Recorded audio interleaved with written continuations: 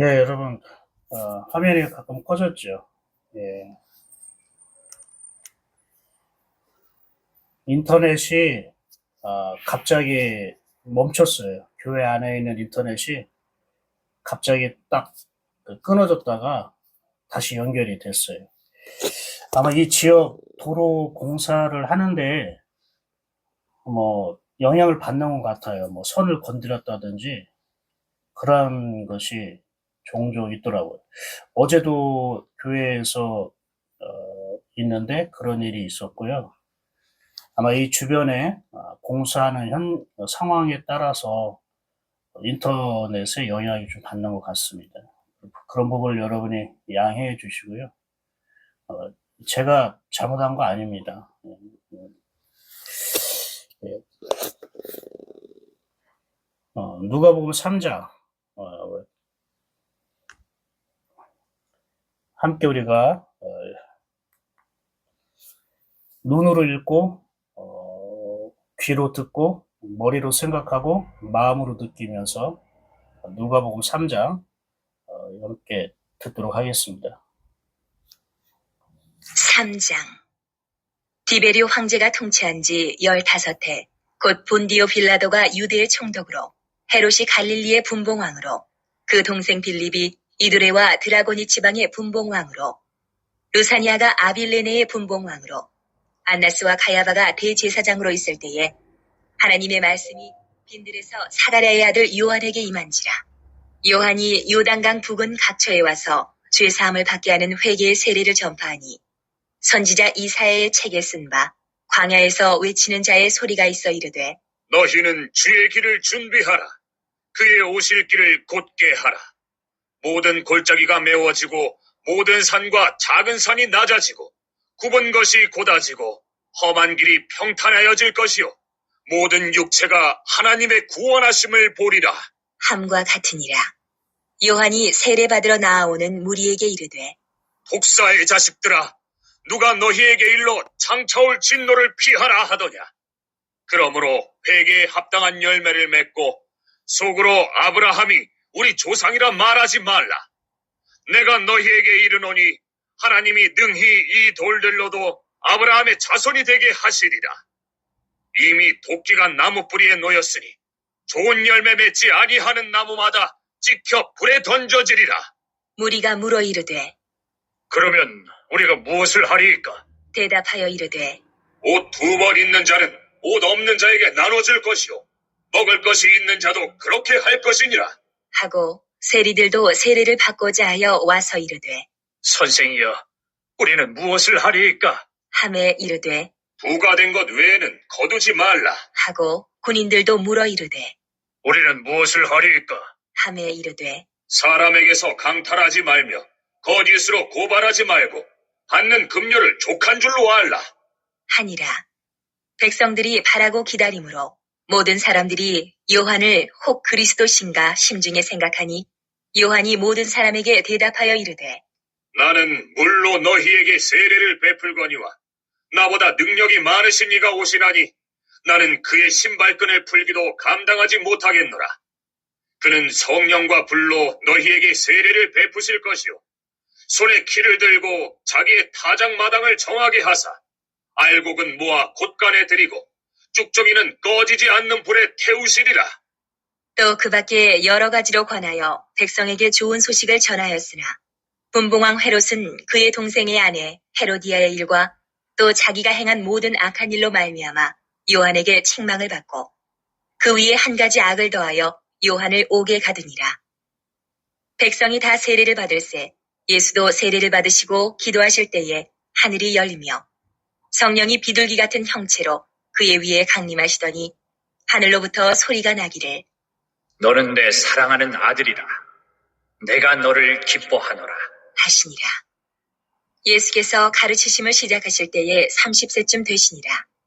사람들이 아는 대로는 요셉의 아들이니 요셉의 위는 헬리요, 그 위는 마따시요, 그 위는 레위요, 그 위는 멜기요, 그 위는 얀나요, 그 위는 요셉이요, 그 위는 마따디아요, 그 위는 아모스요, 그 위는 나훔이요, 그 위는 에슬리요, 그 위는 낫게요, 그 위는 마아시요, 그 위는 마따디아요. 그 위는 서머인이요. 그 위는 요색이요. 그 위는 요다요. 그 위는 요아난이요. 그 위는 레사요. 그 위는 수룹바벨이요. 그 위는 스알디엘이요. 그 위는 네리요. 그 위는 멜기요. 그 위는 아띠요. 그 위는 고삼이요. 그 위는 엘마담이요. 그 위는 에르요. 그 위는 예수요. 그 위는 엘리에서요. 그 위는 요림이요. 그 위는 마따시요. 그 위는 레위요. 그 위는 시므온이요. 그 위는 유다요. 그 위는 요셉이요. 그 위는 요남이요. 그 위는 엘리야김이요. 그 위는 멜레아요. 그 위는 맨나요. 그 위는 마따다요. 그 위는 나단이요. 그 위는 다윗이요. 그 위는 이세요. 그 위는 오벳이요. 그 위는 보아스요. 그 위는 살몬이요. 그 위는 나손이요. 그 위는 아미나답이요. 그 위는 아니요. 그 위는 헤스론이요. 그 위는 베레스요. 그 위는 유다요. 그 위는 야곱이요. 그 위는 이삭이요. 그 위는 아브라함이요. 그 위는 데라요. 그 위는 나홀이요. 그 위는 수룩이요. 그 위는 르우요. 그 위는 벨렉이요. 그 위는 헤버요. 그 위는 살라요. 그 위는 가이난이요. 그 위는 아박사시요. 그 위는 셈이요. 그 위는 노아요. 그 위는 레멕이요. 그 위는 무드셀라요. 그 위는 에녹이요. 그 위는 야렛이요. 그 위는 마할랄렐이요. 그 위는 가이난이요. 그 위는 에노스요. 그 위는 셋이요. 그 위는 아담이요. 그 위는 하나님이시니라.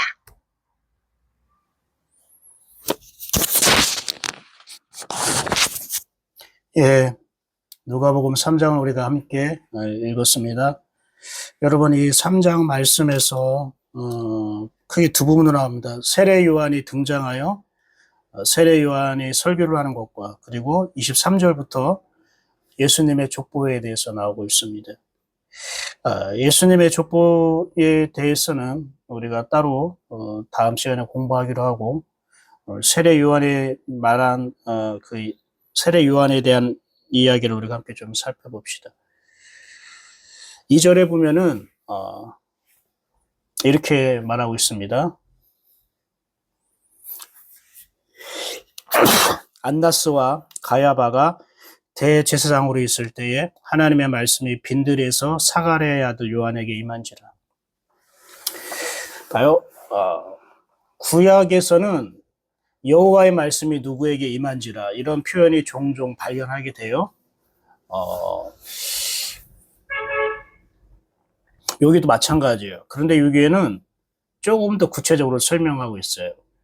이게 누가복음의 특징입니다. 여러분, 누가는 의사예요. 그래서 되게 관철력이 뛰어나고요. 구체적이고 자세하게 복음을 어떤 사건을 설명하고 있습니다. 이 안나스와 가야바가 대제사장으로 있을 때에 하나님의 말씀이 빈들에서 사가랴의 아들 요한에게 임한지라.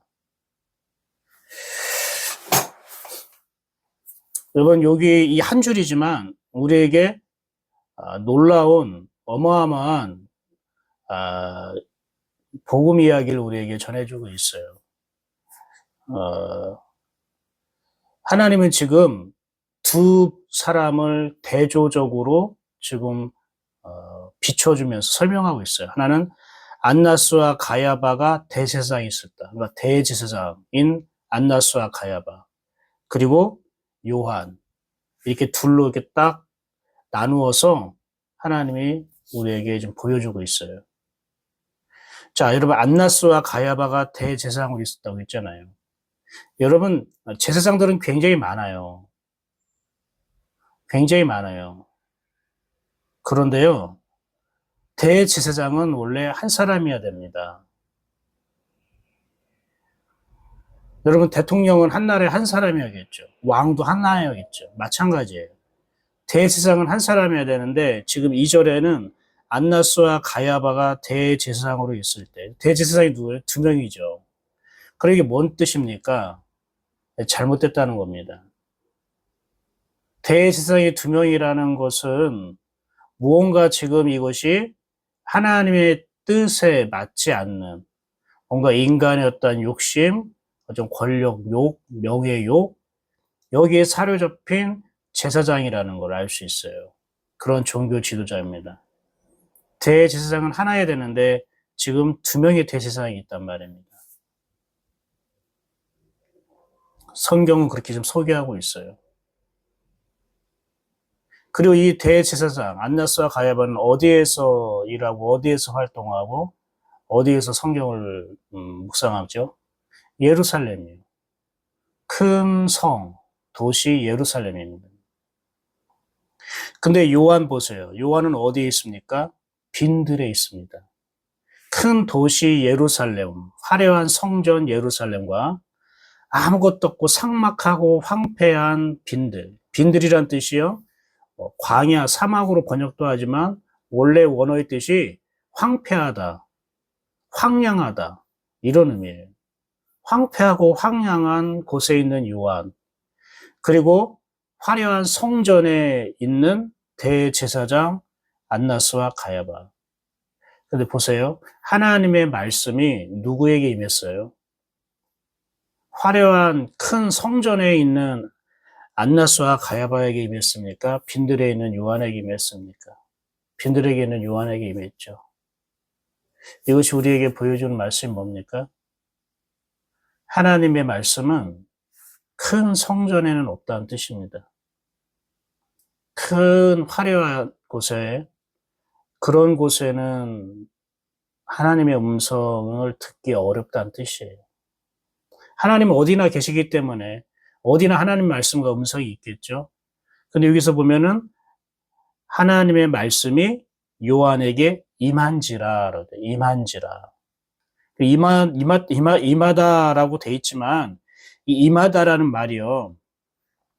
마치 위에서, 하늘 위에서 아래로 내려오는 것처럼 느껴지잖아요.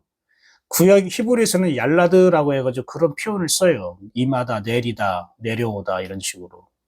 근데 이 임하다라는 거는 헬라 여기서는 기노마이라고 해가지고 그렇게 되다 이런 뜻이에요.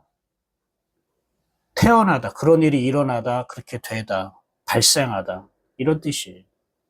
무슨 말입니까?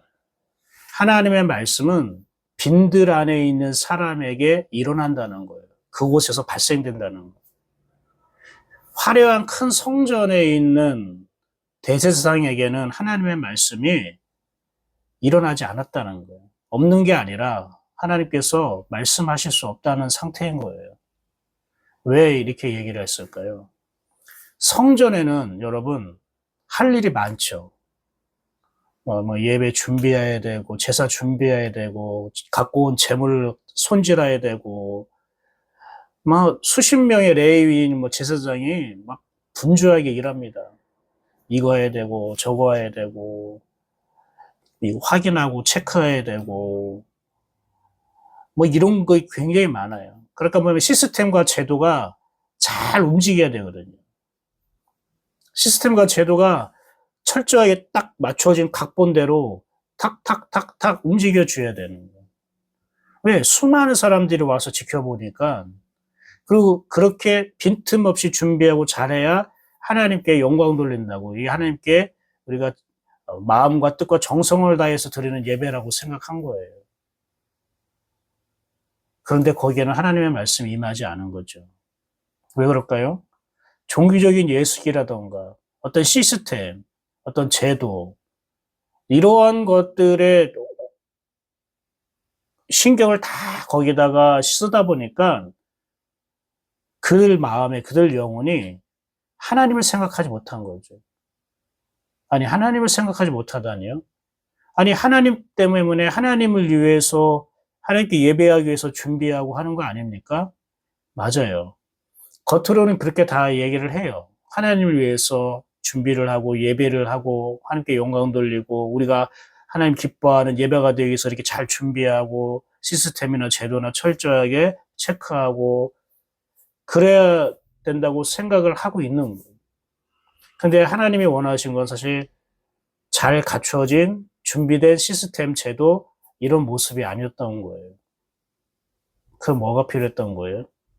하나님은 나를 원했던 거예요. 내 마음을, 내 생각을.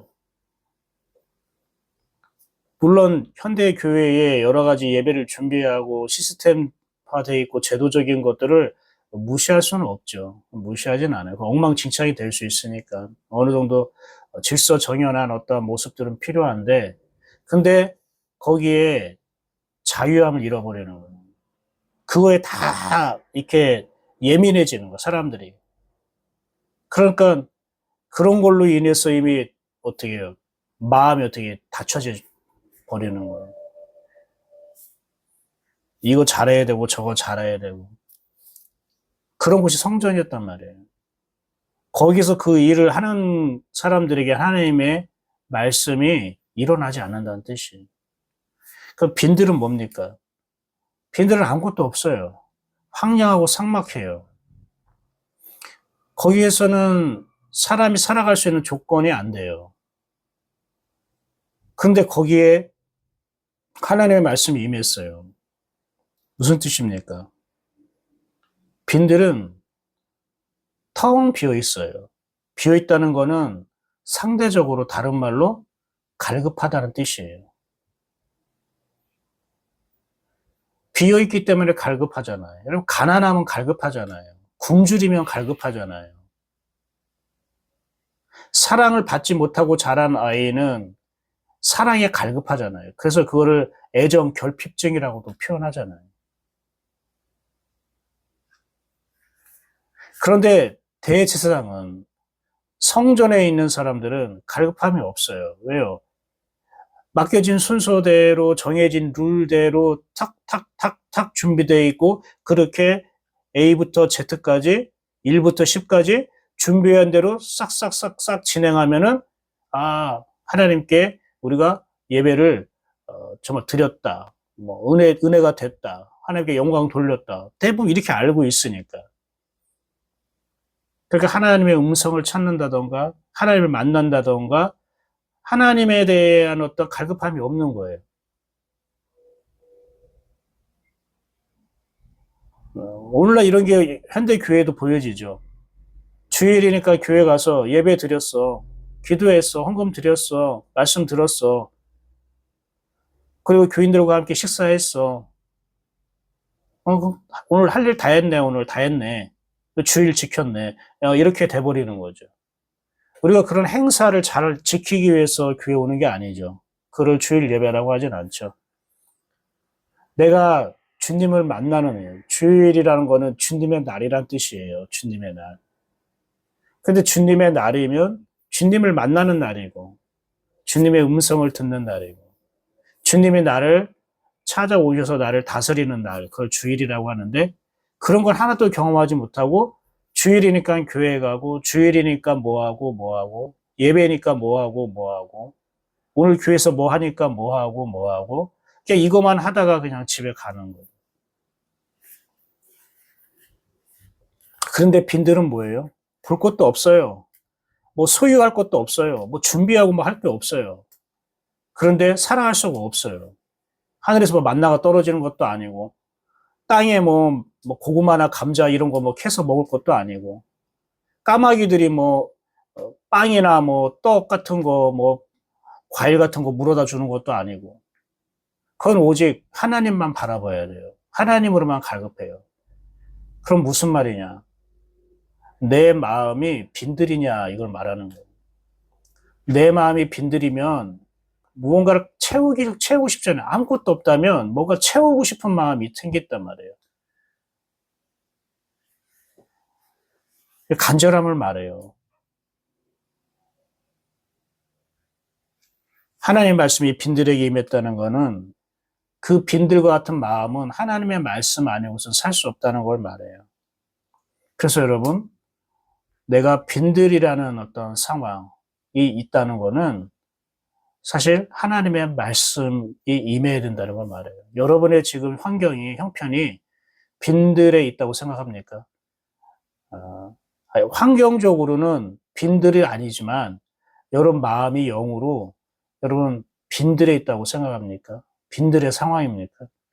그럴 때는 오직 하나님의 말씀이 임해야 되는, 하나님의 말씀만 들어야 된다는 거예요. 하나님의 말씀이 임하지 않고 하나님의 말씀이 내 안에 발생돼야 되는데 이게 발생되지 않는다면은 내가 자꾸 이제 다른 것을 자꾸 생각하고 바라보고 다른 것을 좀 필요로 하고 있기 때문에 그런 거예요. 빈들이라서 하나님의 말씀이 임하는 게 아니에요. 빈들인데 하나님만 구할 수밖에 없기 때문에 하나님의 말씀이 임하는 거예요.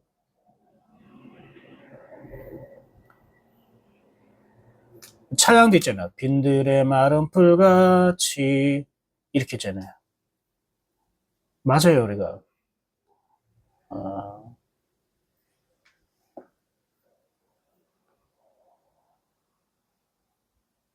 저는 우리가 빈들에 있는 요한이었으면 좋겠습니다. 원어에는 빈들에서라고 되어 있지만 하나님의 말씀이 빈들 안에 있는 요한에게 임하니라.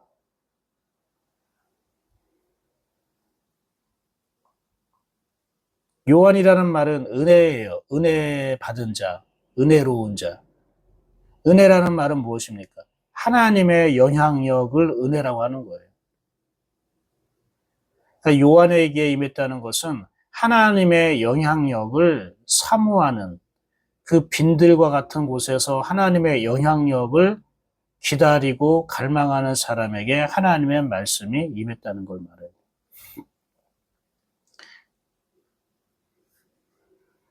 이 요한이, 세례 요한이 하나님의 말씀을 선포하니까 많은 사람이 다가와서 그럼 우리는 어떻게 해야 됩니까? 당신이 말하는 설교 말씀을 듣고 보니까 내가 참 죄인이고 잘못했네요. 그럼 어떻게 살아야 됩니까? 어떻게 해야 됩니까? 물어요. 그러면서 8절에 뭐라고 얘기하면 이렇게 얘기를 해요.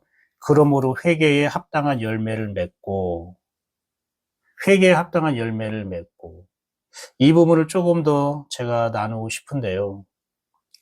회개에 합당한 열매를 맺는다는 게 뭡니까? 여러분, 회개라는 것은 메타노에오라는 단어인데 이 메타노에는 사전적으로는 마음을 고치다, 마음을 바꾸다라는 뜻이에요. 근데 여러분, 사람이 자기 마음을 고치고 바꿀 수 있어요?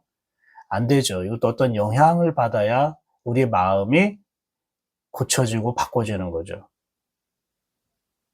이 메타노에는 두 단어의 합성이에요. 메타라는 것은 함께라는 뜻이고요. 노에오라는 건 생각하다 깨닫는다는 뜻이에요. 그래서 메타노에오, 회개라는 말은요, 함께 생각하고 함께 깨닫는 거예요. 무슨 말이냐? 이건 함께 하는 거예요. 하나님의 생각이 함께 하는 것. 하나님의 말씀, 하나님과 함께 있을 때 우리가 생각하는 것. 하나님과 함께 있을 때 생각되는 것. 하나님이 함께 있을 때 깨닫게 되는 것. 이게 바로 뭐예요? 회개라는 거예요. 왜 그럴까요? 함께 생각할 때 마음이 고쳐지고 변화되는 거예요. 나 혼자 생각한다고 해서 내가 변화되고 바뀌어지는 게 아니에요. 주님과 함께 생각할 때에 내 마음과 생각이 바뀌어지는 거예요.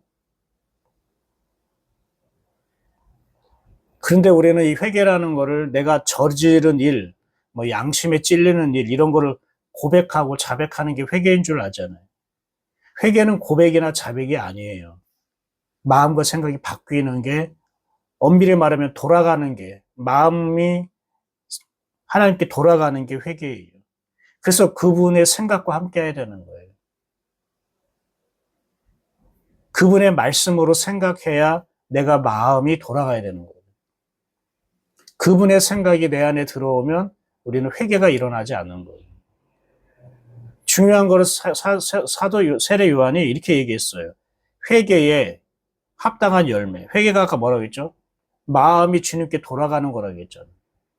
거기에 합당한 열매를 맺어라. 합당하다라는 것은 걸맞는, 그 가치에 맞는, 즉 우리의 마음이 주님께 돌아가는 거에 걸맞는, 내 마음과 생각이 주님께 돌아간 그 삶에 대해서 가치가 있는, 그거에 딱 알맞는 열매를 맺어라는데, 여러분 이제 열매가 어떤 과일 열매 이렇게 생각할 수 있지만 어떠한 것에 대한 최종적인 어떤 결론이라고 생각할 수 있는데, 이 열매는 다른 말로 자녀란 뜻이에요. 자녀.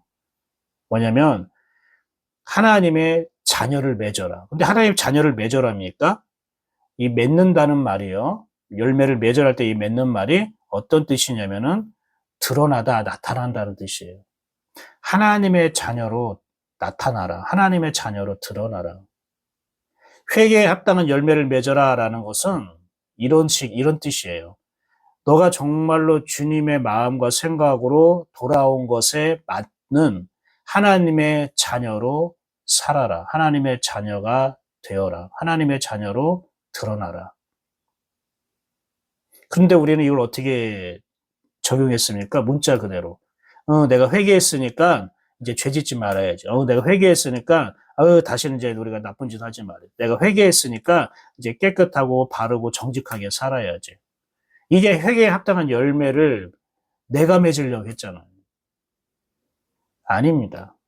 여러분, 여기에는 또 다른 의미가 있는데요. 원리가 있어요. 회개에 합당한 열매를 맺으라는 것은 회개했으면 그에 걸맞는 삶을 살아라, 뭐 가치 있는 인생을 살아 이것을 말하는 게 아니고 네가 진정 회개했다면 주님의 마음으로 네가 돌아왔다면 너는 이제 하나님의 자녀에 걸맞는 삶을 살게 될 것이다 라는 약속이에요.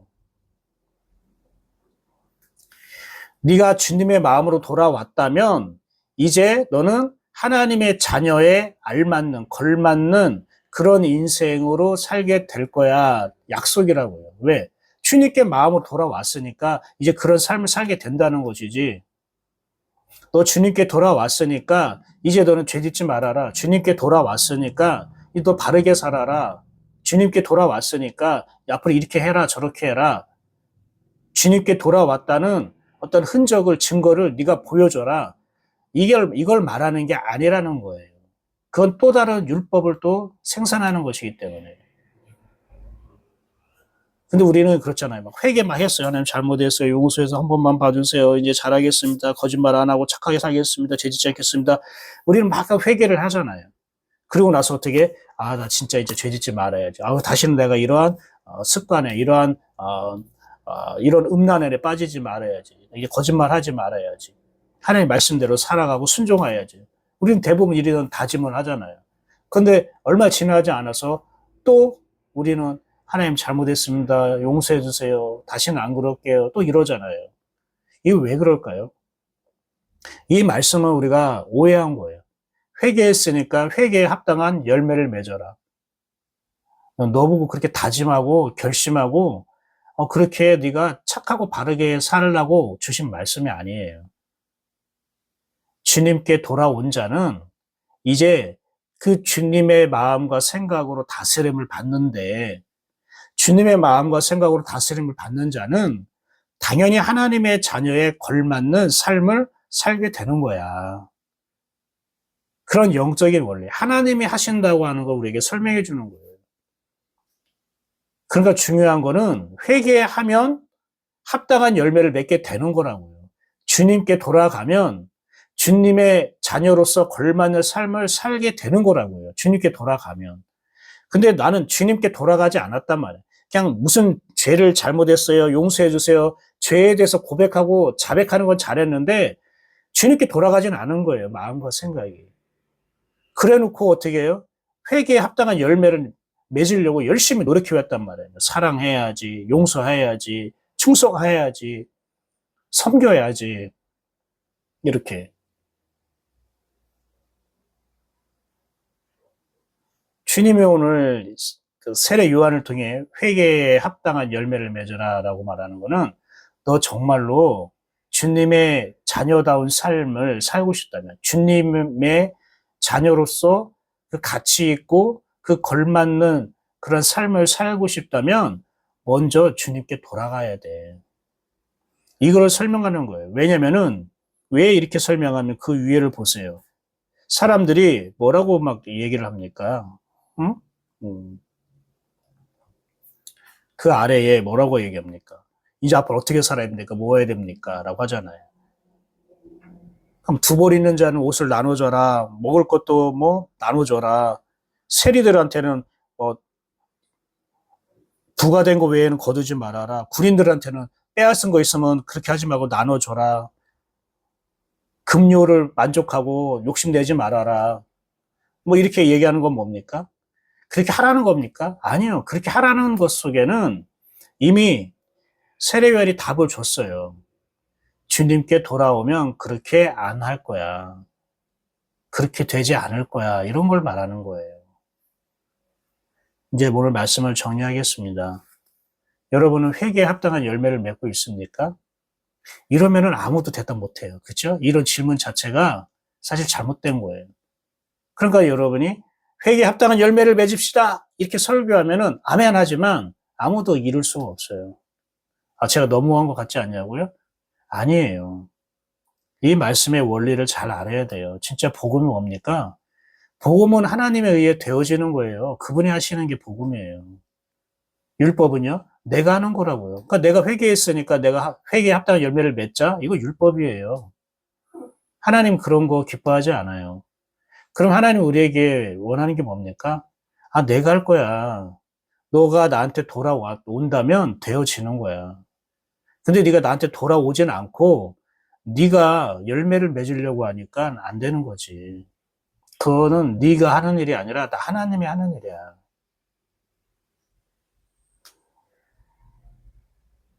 그런데 이것이 실제 여러분 생활 속에서 적용하고 누리는 사람이 많지 않나 봐요.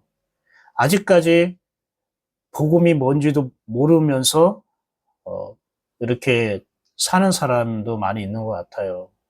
10년 이상을 저는 한결같이 이 말씀만 전했다고 생각하거든요. 진짜 한 우물만 팠다고 생각하는데 그렇게 들었었음에도 불구하고 자꾸 내가 하려고 하는, 내가 열매를 맺고 하는 게 자꾸 나타나요. 그만큼 우리는 뼛속같이 죄인의 본성을 갖고 태어났기 때문에 이게 진짜 고쳐지고 다듬어지고 내 힘으로는 안 되는 거 우리가 알 수 있죠. 여러분 마음이 빈들이 되길 원합니다. 여러분 화려한 어떤 성전에서 여러분 있는 거를 너무 좋아하지 마십시오. 황량하고 황폐하지만 그 빈들에 하나님의 말씀이 임했어요. 내가 하나님의 말씀이 임할 수 있는 빈들이 되었으면 좋겠어요. 갈급했으면 좋겠다고요. 그러면은 우리가 주님께 돌아가게 되고 주님께 돌아가면 그분의 자녀에 걸맞는 삶을 살게 되는 거예요. 그분이 하시는 겁니다. 오늘 주신 말씀이 오늘 여러분에게 삶의 방향이 되고 힘이 되고 기준이 되기를 축복합니다. 기도하겠습니다. 감사합니다, 하나님. 오늘은 주님이 주신 말씀을 다시 한번 내 마음에 새기길 원합니다. 우리의 마음이 빈들되길 원합니다. 그냥 빈들이 된 거에 그치지 않고 빈들과 같은 내 마음이 하나님을 향한 갈급함을 갖길 원합니다. 그 갈급한 영혼에 하나님의 말씀 임하여 주옵소서. 오늘도 하나님의 말씀이 내 안에서 들려지는 은총을 누리기를 원합니다. 그래서 날마다 순간순간 주님께 돌아가고 주님의 마음으로 돌아가고 주님의 마음으로 돌아가면